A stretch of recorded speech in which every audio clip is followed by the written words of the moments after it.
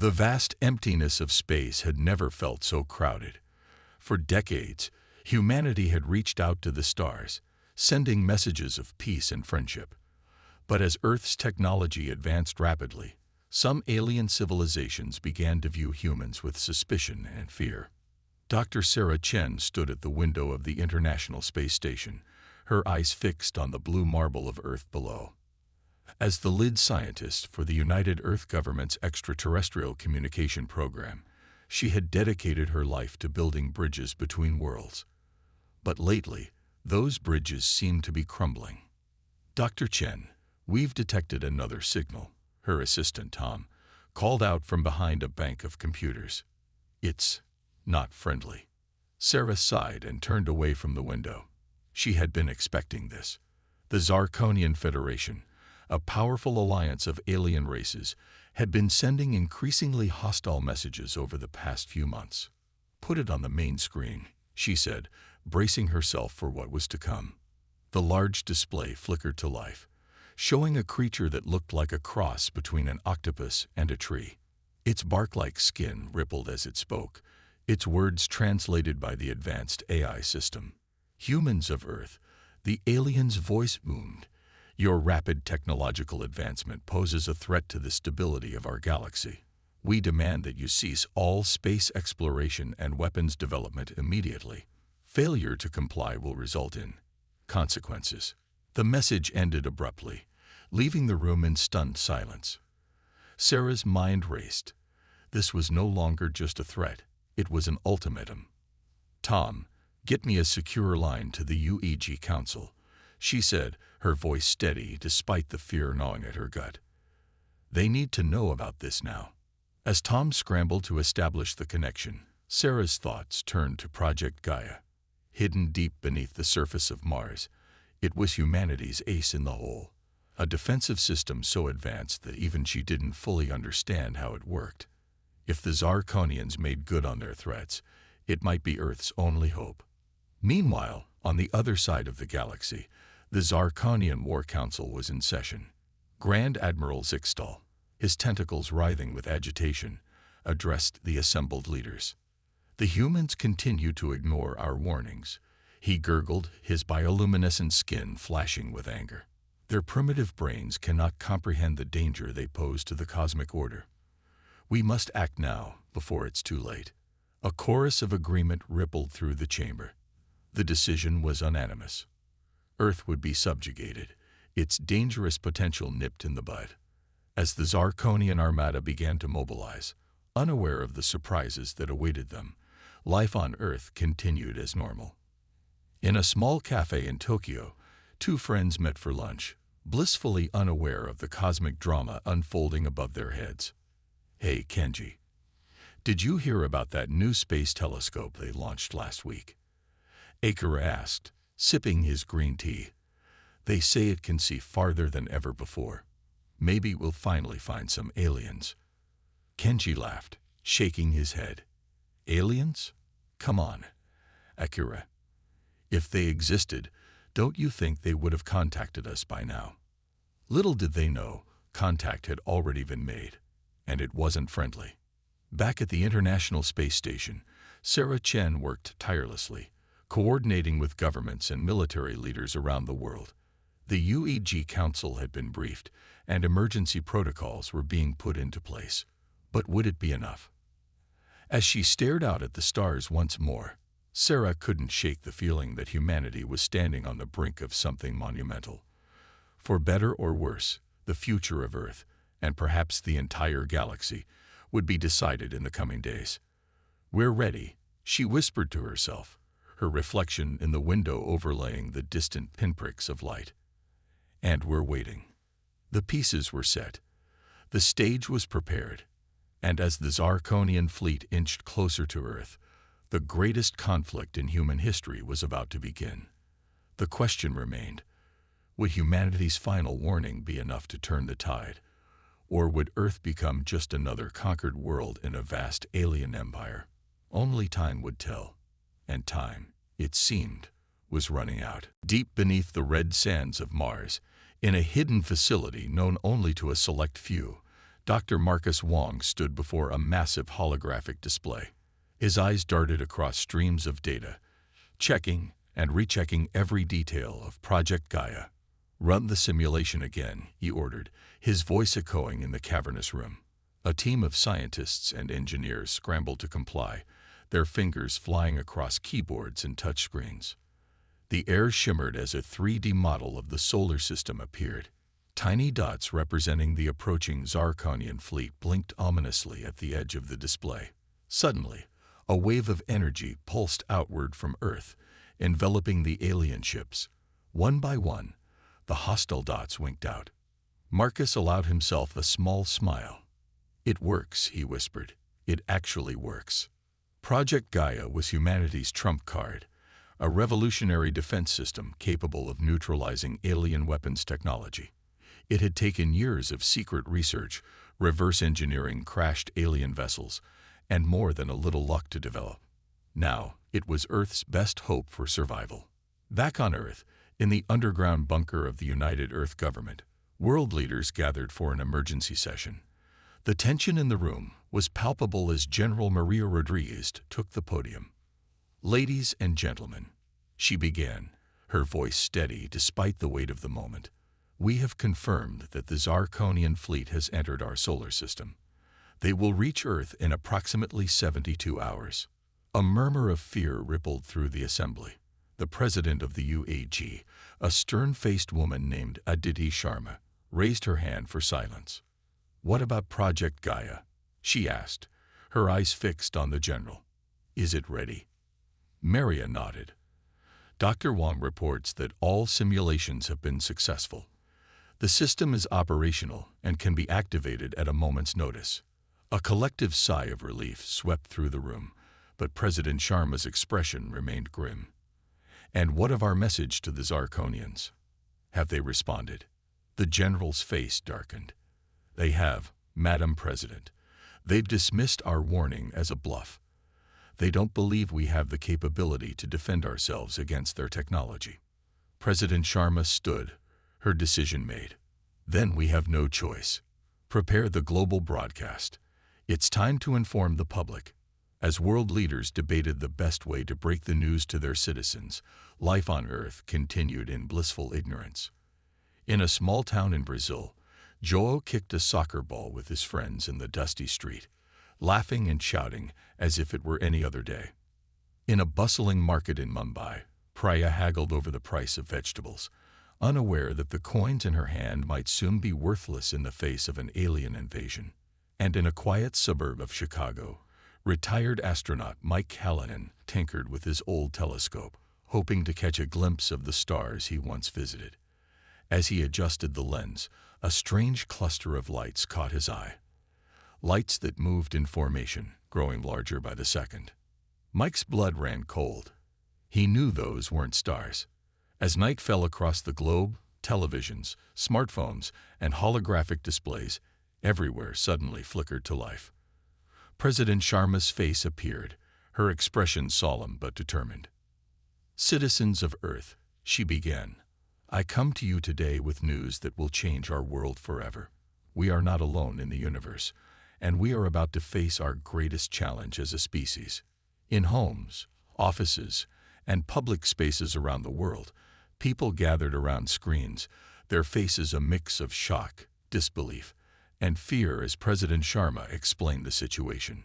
"But we are not defenseless," she continued, her voice gaining strength. "For years, we have been preparing for this moment. We have technology that can protect us, and the courage and unity of humanity will see us through this crisis." As the broadcast ended, the world erupted into a frenzy of activity. Some panicked, rushing to stores to stock up on supplies. Others took to the streets in protest or prayer. But many, inspired by their leaders' words, began to organize, ready to face the coming storm together. In the Mars facility, Dr. Wong and his team worked tirelessly, making final adjustments to Project Gaia.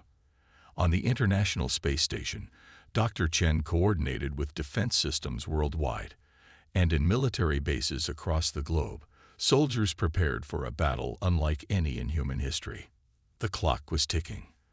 Earth's secret weapon was ready.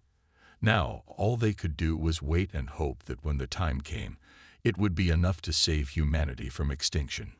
As the first Zarkonian ships became visible in Earth's skies, a tense calm settled over the planet. The final countdown had begun. The vast blackness of space was broken by the ominous glow of the Zarkonian fleet. Thousands of ships, each larger than the largest human city, hung in Earth's orbit like a swarm of metal locusts. On the bridge of the flagship, Grand Admiral Zixtal watched the blue planet with his multiple eyes, tentacles twitching with anticipation. Pitiful creatures, he gurgled to his second-in-command. They have no idea of the power they face. But Zixtal was wrong. On Earth, in the heart of the United Earth Government's command center, President Aditi Sharma stood before a panel of screens, each showing the face of a world leader. The time had come for humanity's final move before the storm broke. "Are we all in agreement?" she asked, her voice steady despite the weight of the moment. One by one, the leaders nodded. With a deep breath, President Sharma turned to her communications officer. "Send the message." Across the vast distance of space, a signal beamed out from Earth. It bypassed the usual channels, using frequencies the humans shouldn't have known about. On the Zarkonian flagship, alarms blared as the message forced its way onto every screen. President Sharma's face appeared, her eyes blazing with determination. "Zarkonian Federation," she began, her words translated into the aliens' gurgling language. "This is the United Earth Government. We speak for all of humanity." In cities around the world, the same message played on every screen, in every language. Humans everywhere held their breath, watching their leader face down an alien armada. "You have entered our solar system with hostile intent," Sharma continued. "You believe us to be primitive, defenseless. You are mistaken." On the Zarkonian bridge, Zixtal's skin flashed with angry colors. "What is this? How dare they?"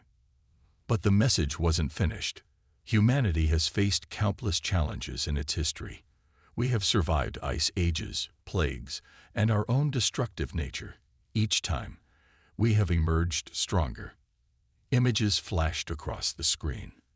Ancient humans hunting mammoths, the pyramids of Egypt, the first moon landing, and finally, a glimpse of Project Gaia's pulsing energy field. "We have prepared for this day," Sharma declared. "Our worlds need not be enemies. We offer you one last chance for peace. Withdraw your fleet, and we can open diplomatic channels. Stay, and you will face the full might of a united Earth." She leaned closer to the camera, her voice low and intense. "This is our home.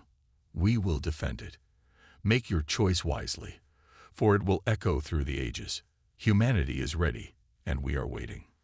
The transmission cut off, leaving the Zarkonian bridge in stunned silence. For a moment, doubt flickered in Zixtal's eyes. Back on Earth, in living rooms and public squares, cheers erupted. Humans hugged each other, tears streaming down their faces. For the first time since the crisis began, hope blossomed. In New York's Times Square, a young artist named Zoe grabbed her paints and began creating a mural on a nearby wall.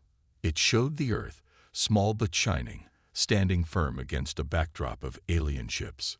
In a refugee camp in Syria, old enemies found themselves sharing blankets and food, united by the common threat from the stars. And in a small village in Kenya, a group of elders gathered around a crackling radio, nodding with approval at President Sharma's words. "Our ancestors faced lions with spears," one said. "We can face these sky demons." But not everyone celebrated. In the secret Mars base, Dr. Marcus Wong watched the Zarkonian fleet with growing unease. "They're not leaving," he reported to General Rodriguez. "In fact, they're moving into attack formation." The general's face hardened. "Then they've made their choice. Alert all defense stations. Prepare to activate Project Gaia on my command." As tensions reached a boiling point, a lone figure stood on a beach in Australia, watching the alien ships glitter like false stars in the night sky. Dr. Sarah Chen had come down from the space station to be on Earth for whatever came next. She thought of all the messages of peace and friendship she had sent into the cosmos over the years. Now it seemed the universe had sent back its answer. But as she dug her toes into the sand, feeling the solid earth beneath her, Sarah smiled. "Come on, then," she whispered to the ships above. "Show us what you've got." The calm before the storm was over. Humanity had sent its final warning. Now the fate of Earth hung in the balance, waiting for the Zarkonians' response. The next few hours would determine the future of both species, and perhaps the entire galaxy. The sky erupted in a dazzling display of light and color as the Zarkonian fleet launched its first volley. Beams of energy, more powerful than anything Earth had ever seen, streaked towards the planet. In the UEG command center, alarms blared as computers tracked the incoming assault. General Maria Rodriguez's voice cut through the chaos. "This is it, people. Activate Project Gaia now." On Mars, Dr. Marcus Wong's fingers flew across his control panel. Initiating Project Gaia in 3, 2, 1. A low hum filled the air as hidden generators around the world sprang to life. In orbit, satellites that had masqueraded as communication relays revealed their true purpose. A shimmering energy field began to form around the Earth, growing stronger with each passing second. The Zarkonian attack met the shield in a spectacular collision. Energy weapons that could have vaporized cities dissipated harmlessly against the protective barrier. On the alien flagship, Grand Admiral Zixtel's skin paled in disbelief. "Impossible," he gurgled. "Their primitive technology shouldn't be able to do this." Back on Earth, in cities and towns across the globe, people watched in awe as the sky lit up with the failed alien assault. In a small apartment in Tokyo, Akira and Kenji stared out their window, mouths agape. "I guess you were wrong about the aliens, Kenji," Akira said, his voice barely a whisper. Kenji nodded, too stunned to speak. Above them, the battle for Earth had begun. In the command center, President Sharma turned to her advisors. "The shield is holding, but we can't stay on the defensive forever. It's time to show them what humanity can really do." General Rodriguez nodded grimly. "I agree, Madam President." Initiating Operation Thunderbolt. Around the world, hidden bunkers opened to reveal Earth's own fleet of spacecraft. These ships, reverse-engineered from crashed alien tech and enhanced with human ingenuity, had been Earth's best-kept secret. Now, they soared into the sky, ready to take the fight to the enemy. Leading the charge was Colonel Jake Harper, a veteran pilot with nerves of steel. As his ship, the Humanity's Hope, broke through the atmosphere, he addressed his squadron. "All right, people. This is what we've trained for. Let's show these aliens what humans are made of." The Earth fleet engaged the Zarkonians in a furious battle above the planet. Human ships, smaller but more agile, darted between the massive alien vessels, landing precise hits on weak points that the Zarkonians didn't even know they had. On the International Space Station, Dr. Sarah Chen watched the battle unfold, providing real-time analysis to the Earth forces. "Their ships have a vulnerable spot near the engine cores," she reported. "Target that area for maximum damage." The human pilots quickly adapted to this information, focusing their attacks with deadly precision. Zarkonian ships began to fall, their once mighty fleet thrown into disarray by the unexpected resistance. On the ground, people cheered as they watched alien ships plummet from the sky. In a small village in India, Yumpriya and her friends danced in the streets, celebrating each victory as if it were a festival. But the battle was far from over. The Zarkonians, though caught off guard, still outnumbered the human forces. They regrouped and launched a counterattack, their superior numbers pushing the Earth fleet back. Colonel Harper's voice crackled over the comm system. "We're taking heavy losses. We need reinforcements." In the Mars facility, Dr. Wong worked frantically, pushing Project Gaia to its limits. "I'm diverting more power to the shield," he reported. "But we're reaching critical levels. We can't keep this up much longer." As the battle raged on, both sides realized that this conflict would not be decided quickly. The fate of Earth, and perhaps the entire galaxy, hung in the balance. In the UEG Command Center, President Sharma watched the holographic display of the battle with a mixture of pride and concern. Humanity had stood up to the alien threat, proving they were not the easy conquest the Zarkonians had expected. But the cost was mounting, and the outcome was still uncertain. She turned to General Rodriguez, her voice filled with determination. "Prepare our second wave. It's time to show them everything we've got." As fresh squadrons of Earth ships launched into the fray, the message was clear. Humanity would not go quietly into the night. They would fight, they would endure, and they would show the galaxy that Earth was a force to be reckoned with. The battle for Earth had only just begun, and the stars themselves seemed to hold their breath, waiting to see which civilization would emerge victorious. The vacuum of space lit up with explosions as Earth's second wave joined the battle. Fresh squadrons of human ships, led by the newly unveiled dreadnought Terra's Fury, charged into the fray. Colonel Jake Harper, his "Humanity's Hope, battered but unbroken," rallied his pilots. "This is our moment," he shouted over the comms. "Show them what Earth is made of." On the bridge of Terra's Fury, Admiral Yuki Tanaka watched the battle unfold. Her eyes narrowed as she spotted a weakness in the Zarkonian formation. "All ships, focus fire on Sector 7. Let's split their fleet." Human vessels swarmed the designated area, their weapons blazing. The Zarkonian line buckled under the assault, creating a gap that Earth's ships quickly exploited. Back on Earth, in the UEG Command Center, General Rodriguez allowed herself a small smile. "It's working," she reported to President Sharma. "We're pushing them back." But the tide of battle can turn in an instant. Grand Admiral Zixtal, his pride wounded but his tactical genius intact, unleashed a new weapon. A massive energy pulse erupted from his flagship, temporarily disabling nearby human ships. "Our systems are down," Colonel Harper yelled, frantically working his controls. "We're sitting ducks." In the Mars facility, alarms blared as Project Gaia's energy levels fluctuated wildly. Dr. Wong's fingers flew across his keyboard, trying to stabilize the system. "The shield is weakening," he warned. "We can't take another hit like that." As panic threatened to set in, an unlikely hero emerged. In a small tech startup in Nairobi, Kenya, a young programmer named Amara Okafor had been monitoring the battle. She noticed a pattern in the Zarkonian energy pulse.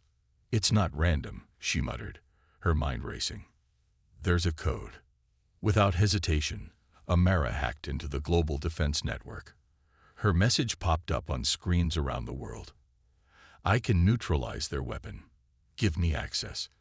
In the command center, General Rodriguez hesitated for only a moment before making a decision.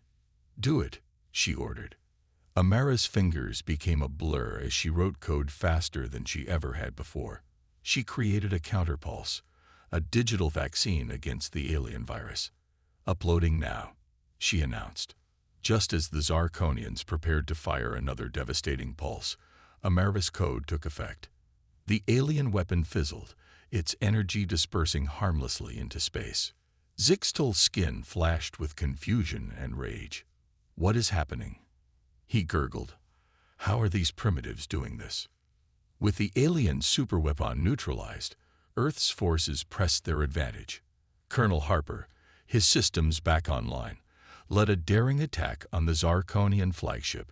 "This is for Earth," he shouted as his missiles found their mark. The massive alien vessel shuddered under the impact. Fires broke out across its hull as smaller explosions chained through its systems.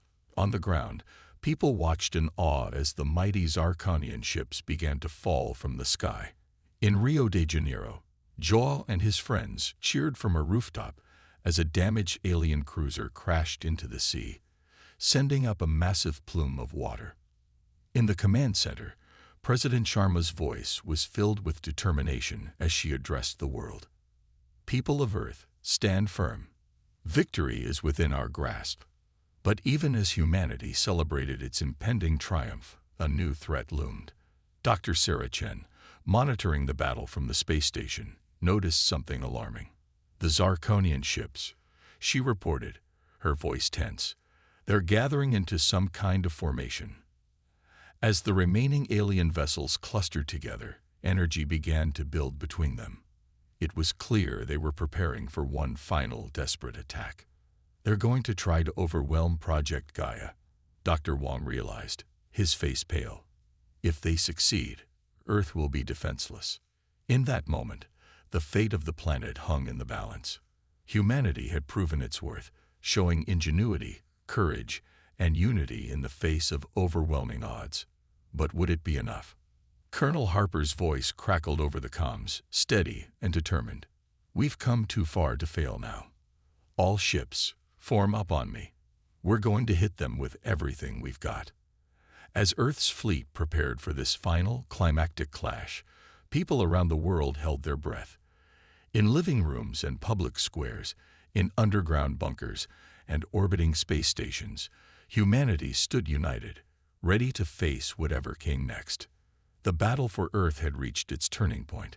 In the next few moments, the future of the human race, and perhaps the entire galaxy, would be decided. The final clash between humanity and the Zarkonian fleet lit up the Earth's orbit like a second sun. Colonel Jake Harper led the charge, his voice steady as he gave orders to the remaining human ships. This is it, everyone. Give it everything you've got. On the Zarkonian flagship, Grand Admiral Zixtal watched in disbelief as the human forces closed in. His skin flashed with a mix of fear and anger. Impossible, he gurgled. How can these primitives stand against us? The answer came in a blinding flash of light. Dr. Marcus Wong, working frantically in the Mars facility, had found a way to supercharge Project Gaia. The protective shield around Earth pulsed, sending out a wave of energy that washed over both human and alien ships. For a moment, everything went silent.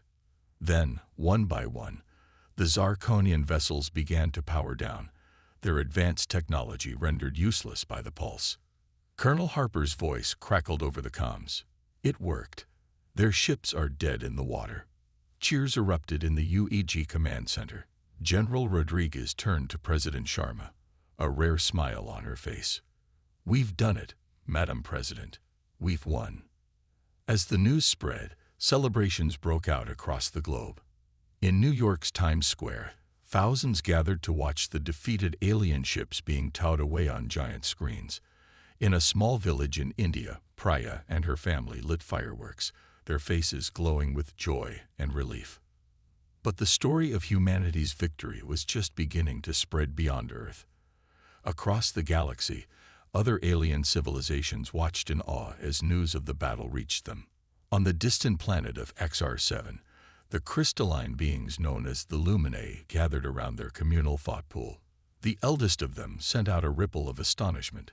The humans have defeated the Zarkonian Federation. We must learn more about these remarkable creatures. In the gaseous swirls of the nebula Concordat, the cloud-like Vapora beings pulsed with excitement. At last, they whispered in their wind-like language, a young race with the potential to bring balance to the galaxy. Even in the depths of the Void Realm, where the enigmatic Shadow Collective dwelled, there was a stir of interest. These humans, they murmured in their telepathic communion. They could be useful allies or dangerous enemies. Back on Earth, as the immediate threat passed, humanity began to grapple with its new place in the cosmic order. In the UEG headquarters, President Sharma addressed a room full of world leaders and alien diplomats. Today marks a new era for Earth, she declared, her voice firm but welcoming. We have proven ourselves on the galactic stage, not just through our strength, but through our unity and ingenuity. Now, we extend a hand of friendship to all peaceful races among the stars. The alien diplomats murmured among themselves, impressed by the humans' quick shift from warriors to peacemakers. A tall, silvery being stepped forward, its form shimmering like liquid metal. I am Ambassador Zyle of the Galactic Council. it said, its voice melodious. "We have long watched your species with interest. Now we formally invite Earth to join our interstellar community." A wave of excitement swept through the room. Humanity was about to take its first steps into a larger universe. But not all reactions were positive. In hidden bases across the galaxy, other hostile races watched the footage of Earth's victory with growing concern. The Drakari hive mind buzzed with agitation. "These humans are a threat to our expansion. We must crush them before they grow too powerful." In the smoldering depths of the Pyrox Empire, the flame-like creatures roared their defiance. The Zarkonians were weak. "We will succeed where they failed. Earth will burn." As these new threats began to stir, humanity remained unaware, basking in the glow of their hard-won peace. But a few, like Dr. Sarah Chen on the International Space Station, kept their eyes on the stars, wondering what new challenges awaited.